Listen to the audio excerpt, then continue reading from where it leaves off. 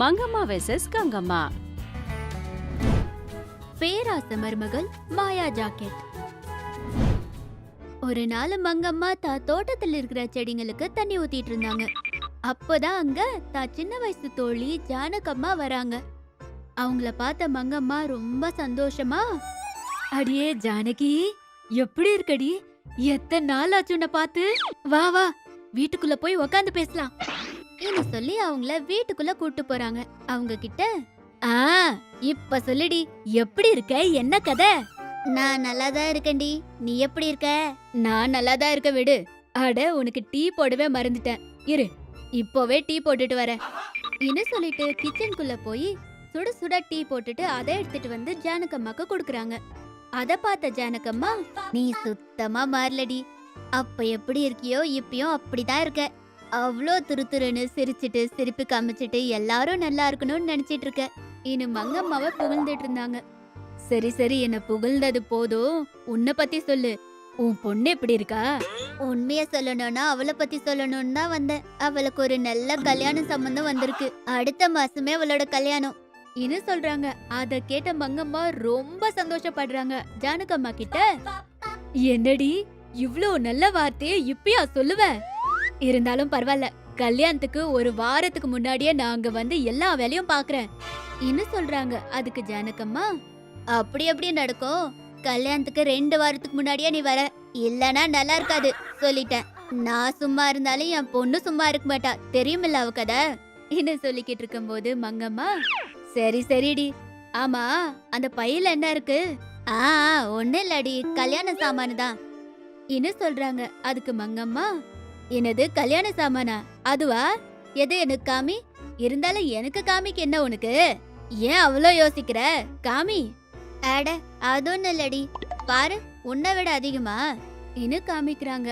அதுல கல்யாண பொண்ணுக்காக எடுத்துட்டு வந்த போலி நகை இருக்கும். அத பார்த்த மங்கம்மா, என்னதடி இது, யாருக்குடி இந்த போலி நகை? அது அது கல்யாண பொண்ணுக்கு தாண்டி சொல்றாங்க. அத கேட்ட மங்கம்மா, என்னதடி இது, பைத்தியம் பிடிச்சிருக்கா என்ன உனக்கு? பொண்ணு கல்யாணத்துக்கு போலி நகைய போடுவியா? என்ன கேட்டா என் நகைய அவளுக்கு கொடுக்க மாட்டேனா என்ன? அப்படிலாம் இல்லடி, கல்யாண செலவுக்கு காசு இல்லாம கடன் கொடுக்கறவங்களும் இல்லாம இருக்கிற நகைலாம் விற்க வேண்டியதா போச்சு. வேற வழி இல்லாம அவளுக்காக இந்த போலி நகைய வாங்கிட்டு வந்தேன் சொல்றாங்க. அத கேட்ட மங்கம்மாவுக்கு கோவம் வந்து, அவங்க யார்கிட்டயோ கடன் கேட்க வாய் மட்டும் வந்திருக்கு, என்கிட்ட காசு கேட்க உனக்கு வாய் வரலையாடி? ஏன் நான் தரமாட்டேன்னு நினைச்சிட்டியா? கோவமா சொன்னாங்க. அத கேட்ட ஜானகம்மா மங்கம்மா கிட்ட, நீ கொடுக்க மாட்டேன்னு இல்ல, உன்னை கேட்டு மறுபடியும் உன்னை தொந்தரவு பண்ண பிடிக்காததா? இதுல என்ன தொந்தரவுடி இருக்கு? அதே என் பொண்ணா இருந்தா நான் வைக்க மாட்டேனா என்ன? உன் பொண்ணு உன்கிட்டய விட என்கிட்ட தான் நிறைய நாள் வளர்ந்தா. அப்படியேப்பட்டது அவளுக்கு கஷ்டம் வந்தா எனக்கு சொல்ல மாட்டியா? நீ இதுக்கு முன்னாடியே எனக்காக நிறைய பண்ணிருக்கடி. எங்களது கீழ் ஜாதின்னு ஜனங்க எங்க கூட இருக்கிறதுக்கே யோசிப்பாங்க.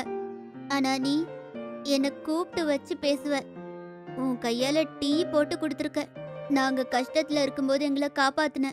என் பொண்ண உன் பொண்ணா வளர்த்த. அப்படியேப்பட்டது இதெல்லாம் உன்கிட்ட சொல்லி மறுபடியும் உன்கிட்ட உதவி கேக்குறது எனக்கு பிடிக்கல. தவற நினைச்சுக்காத மங்கா சொல்றாங்க. அத கேட்ட மங்கம்மா, அடியே, நான் மக்களோட ஜாதிங்களை பார்க்க மாட்டேன், அவங்களோட நல்ல மனசாதான் பாப்பேன். அது உனக்கு தெரியும். அதுல உன்னோட மனசு ரொம்ப நல்லது, அதான் உங்ககிட்ட நட்புல இருந்த. சரி விடு, எது ஒரு முறை அந்த நகைய காமி. அதனால ஜானகம்மா அந்த போலி நகையை எடுத்து மங்கம்மாவுக்கு காமிக்கிறாங்க. அப்போ மங்கம்மா தான் மனசுல இப்படி நினைச்சிட்டு இருக்காங்க, பாவம் ஜானகி எவ்வளோ கஷ்டத்துல இருந்தாலும் என்னோட உதவி வாங்க மாட்டேங்கிறா. ஆனா இவளுக்கு எப்படியாச்சும் நானு உதவி பண்ணியே ஆகணும் நினைச்சிட்டு இருக்கும் போது அப்பதான் அவங்களுக்கு ஒரு ஐடியா வருது. ஜானகம்மா கிட்ட, அட சரியா தெரியலடி, என் கண்ணாடிய மறந்துட்டேன். சரி நீங்க உட்காரு, நான் போய் என் கண்ணாடி எடுத்துட்டு வந்துக்கிறேன் சொல்லிட்டு அவங்க ரூமுக்கு அந்த போலி நகையை எடுத்துட்டு போறாங்க. அதே நேரத்துல அங்க கங்கம்மா வராங்க. மங்கம்மா போலி நகைய தான் ரூம்குள்ள எடுத்துட்டு போறத பார்த்து மனசுக்குள்ள, என்னது அத்தை அந்த போலி நகைய அவங்க ரூம்குள்ள எடுத்துட்டு போய் அப்படி என்னதான் பண்றாங்க ஜன்னல் வழியா தொங்கி பாக்குறாங்க. மங்கம்மா அவங்களோட பழைய ட்ரங்க் பாக்ஸ்ல இருந்து மேஜிக் ஜாக்கெட்டை எடுத்து போட்டுக்கிறாங்க. அத போட்டுக்கிட்டு அந்த போலி நகைய புடிச்சுக்கிறாங்க. அதுல அந்த போலி நகை எல்லாமே தங்கமா மாறிடுது. அத பார்த்து கங்கம்மா ஷாக் ஆகி தான் மனசுக்குள்ள, ஓஹோ அது அப்படின்னா இது மேஜிக் ஜாக்கெட்டு, இத போட்டுக்கிட்டு எதை தொட்டாலும் அது தங்கமா மாறிடுமா? இந்த ஜாக்கெட் மட்டும் என்கிட்ட இருந்தா செம்மையா காசு சம்பாதிக்கலாம், நான் தொட்டதெல்லாம் தங்கமாயிரும் என்று மனசுல நினைச்சுக்கிட்டே சந்தோஷப்பட்டுட்டு இருந்தாங்க. போலி நகைய தங்கமா மாத்தினதுக்கு அப்புறமா மங்கம்மா தன்னோட மேஜிக் ஜாக்கெட்டை மறுபடியும் இரும்பு பெட்டிக்குள்ள வைக்கிறாங்க. போய் ஜானகி கிட்ட அந்த நகைய காமிச்சு, அடியே ஜானகி, நீ சரியா பாக்கலடி, இது தங்க நகைதான், போலி நகை கிடையாது என்ன சொல்றாங்க. அத கேட்ட ஜானகி ஷாக் ஆகுறாங்க. இதெல்லாமே மங்கம்மா வேலைன்னு புரிஞ்சுக்கிட்டு மங்கம்மாவை கெட்டியா ஹக் பண்ணிக்கிட்டு, அம்மாவா இருந்தாலும் கேட்டாதான் சாப்பாடு போடுவாங்கடி, ஆனா நீ எனக்கு கேட்காமலே இவ்ளோ உதவி பண்ணிக்கிட்டு இருக்கடி என்ன சொல்லி அழுகுறாங்க. அத பார்த்த மங்கம்மா, அட சும்மா இரு, இவ்ளோ சின்ன விஷயத்துக்கு என்ன அவ்வளோ புகழணுமா சொல்லு என்ன சொல்லி ஜானகம்மாவை சமாதானப்படுத்துறாங்க. அப்படி அவங்க கொஞ்ச நேரம் பேசி பேசி சிரிச்சிட்டு இருப்பாங்க. அதுக்கப்புறமா ஜானகம்மா அவங்க வீட்டுக்கு கிளம்புறாங்க. மங்கம்மாவும் வேலை விஷயமா வெளியே போறாங்க. அப்போ கங்கம்மா மெதுவா போய் அந்த பழைய ட்ரங்க் பாக்ஸ்ல இருந்து அந்த மேஜிக் ஜாக்கெட்டை எடுத்து போட்டுக்கிறாங்க. அத போட்டுக்கிட்டு தான் மனசுக்குள்ள, இப்ப பாரு இந்த மேஜிக் ஜாக்கெட்டை வச்சு ஒரே நாள்ல எவ்வளோ சம்பாதிக்கிறேன்னு, எதை தொடலாம்? அப்பா, இந்த குட்டி குட்டி பொருட்கள் எல்லாம் தொடறதுக்கு பதிலா ஏதாச்சும் பெருசா தொடணும், அப்ப நிறைய காசு ஒரே முறை வரும் இன்னும் யோசிச்சுட்டு இருந்தாங்க. அப்பதான் அவங்களுக்கு ஒரு ஐடியா வந்துச்சு. தான் மனசுக்குள்ள, இனி அதை இதை எதுக்கு தொடணும், ஒரு தடவையா ஒரு பெரிய மலைய தொட்டா போச்சு, அதுல ஃபுல் காசு சம்பாதிக்கலாம். இத்தனைக்கும் இந்த ஜாக்கெட்டை போட்டா நம்ம எப்படி இருக்கணும் பார்க்கவே இல்லையே, ஒரு முறை போய் கண்ணாடியில பாப்போம் என்ன நினைச்சு அவங்களுக்கு அவங்களே போயிட்டு அந்த கண்ணாடியில பாக்குறாங்க. எவ்வளவு அழகா இருக்க, உன் முன்னாடி எந்த சினிமா ஹீரோயினும் வேலைக்கு ஆகாதடி கங்கா என்ன நினைச்சு அவங்க கையாலேயே அவங்களோட கண்ணத்தை தொடுறாங்க. அதுல கங்கம்மா அப்படியே தங்க சிலையா மாறுறாங்க. அத பார்த்து கங்கம்மா கஷ்டப்பட்டுக்கிட்டே, ஐயோ இந்த ஜாக்கெட்டை போட்டுட்டு எதை தொட்டாலும் தங்கமா மாறிடும்ல, ஆர்வ கோளாறுல இந்த விஷயத்தை மறந்துட்டேன் என்ன நினைச்சு கவலைப்பட்டுட்டு இருக்கும்போது அப்பதான் அங்க மங்கம்மா வராங்க. அடியே என் தங்க மருமகளே, இப்ப பூரா தங்கமா மாறிட்டியா? அத்தை அத்தை ப்ளீஸ் அத்தை, என்ன காப்பாத்துங்க அத்தை, என்ன சாதாரண மனுஷனா மாத்துங்க அத்தை ப்ளீஸ். நீ சாதாரண ஆளா மாறி மறுபடியும் என் மேஜிக் பொருட்களை எடுத்து அதுல எல்லாத்தையுமே சொதப்பி மறுபடியும் நான் உன்னை காப்பாத்தி, இதெல்லாம் எதுக்கு சொல்லு? அதேதோ நீ இப்படியே சில மாதிரி இருந்தீனா அப்புறம் நீ என்னோட மேஜிக் பொருளை தொடமாட்ட, எந்த பேராஸ்க்கும் போக மாட்ட. அத்தை அப்படி சொல்லாதீங்க அத்தை ப்ளீஸ் அத்தை ப்ளீஸ் அத்தை, என்ன காப்பாத்துங்க அத்தை ப்ளீஸ். சரிடி, அப்படின்னா கீழே விழுந்து என் காலை பிடிச்சிக்கோ, கண்டிப்பா காப்பாத்துறேன். அத்தை உங்களுக்கு முன்னாடியே தெரியும்ல, நான் தான் சில மாதிரி மாறிட்டேன்னு, என்னால எப்படி குனிய முடியும்? ப்ளீஸ் அத்தை, நகர முடியல, காப்பாத்துங்க அத்தை. வேணும்னா என்ன சராசரி மனுஷனா மாத்துங்க, அப்போ எத்தனை நாள் வேணும்னாலும் அத்தனை நாள் உங்க காலை பிடிச்சு கெஞ்சுறேன் என்ன சொல்றாங்க. வேற வழி இல்லாம மங்கம்மா தான் பவரால கங்கம்மாவை சராசரி மனுஷனா மாத்துறாங்க.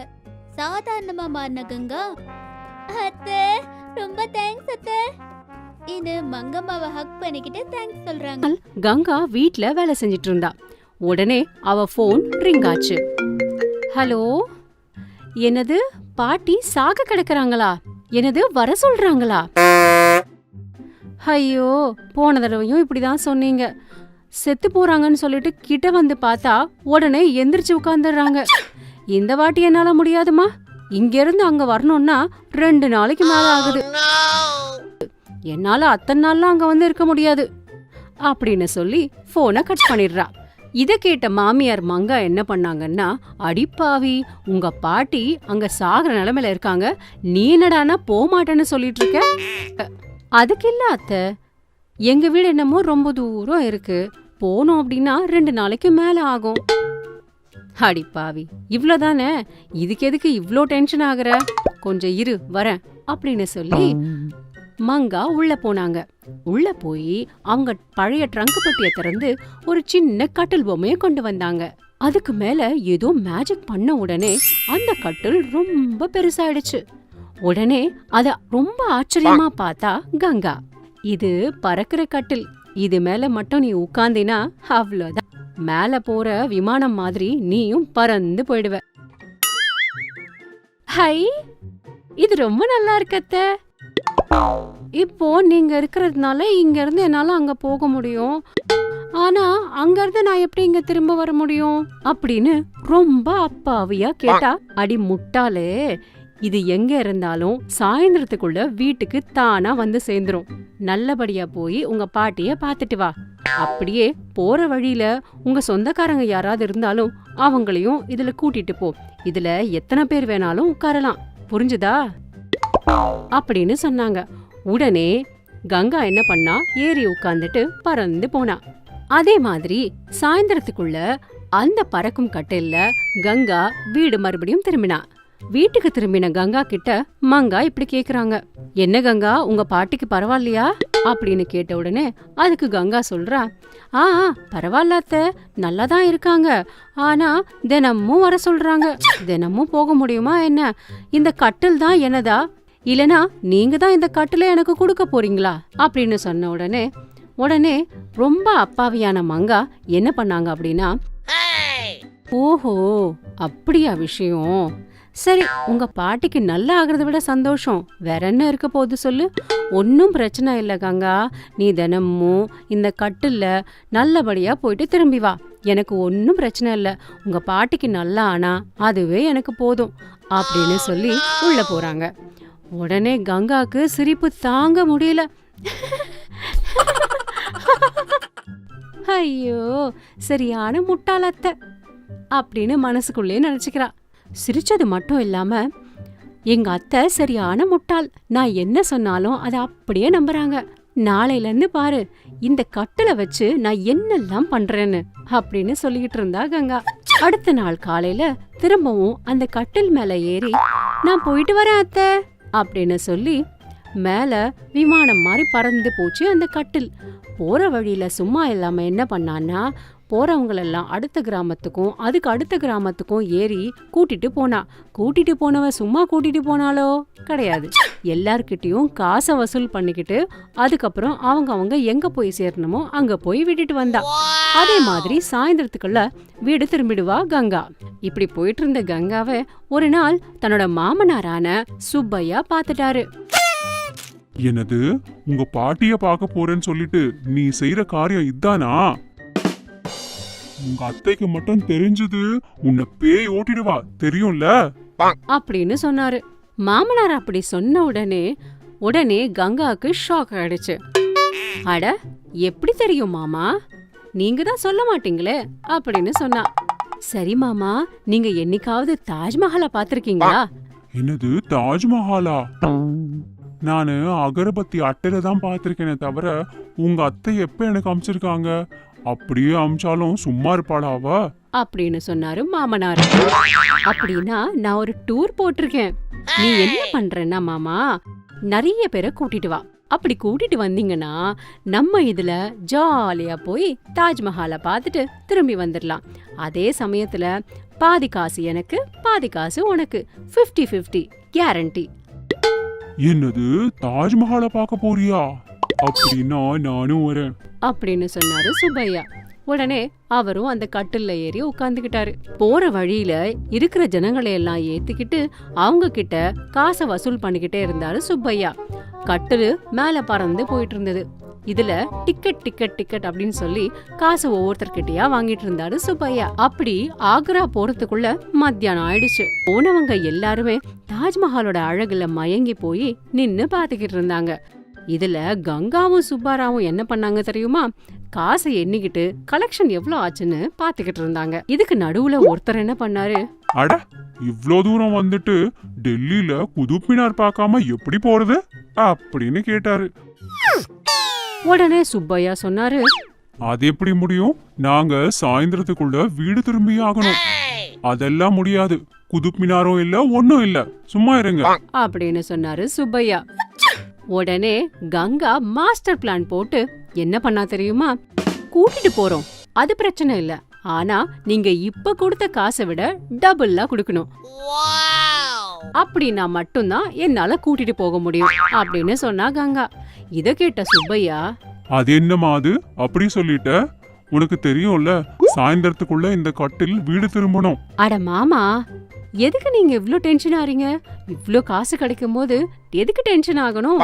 இங்க நம்ம ஊரு மாதிரி சாயந்தரம்லாம் சீக்கிரமா ஆகாது, கொஞ்சம் லேட்டா தான் ஆகும். எல்லாருமே வந்து கங்கா கிட்ட காசை கொடுத்து திருப்பியும் அந்த கட்டில் மேல ஏறி உட்கார்ந்தாங்க. உடனே அந்த கட்டிலும் குதுப் மினார் கிட்ட நின்னுச்சு. எல்லாருமே குதுப் மினாரை பாத்துக்கிட்டு நின்னுட்டு இருந்தாங்க. இவங்க அத பாத்துக்கிட்டு இருக்க இந்த சுப்பையாவும் கங்காவும் காசை எண்ணிக்கிட்டே உட்கார்ந்துட்டு இருந்தாங்க. இருந்திருந்து என்னாச்சு, இருட்ட ஆரம்பிச்சிருச்சு. உடனே அந்த கட்டில் ஏன் அங்க நிக்குது, பறந்து போச்சு. ஐயோ ஐயோ ஐயோ மாமா, அங்க பாருங்களேன், அந்த கட்டில் மேல பறந்து போகுது. ஐயோ, இப்போ எப்படி இவங்களுக்கு என்ன பதில் சொல்றது? இவங்களை எப்படி கூட்டிட்டு போறது? ஐயோ. இப்படி பேசிக்கிட்டே இருக்கும்போது எல்லாருமே அங்க வந்தாங்க. வானத்துல பறக்கிற கட்டில பார்த்துட்டு ஐயையோ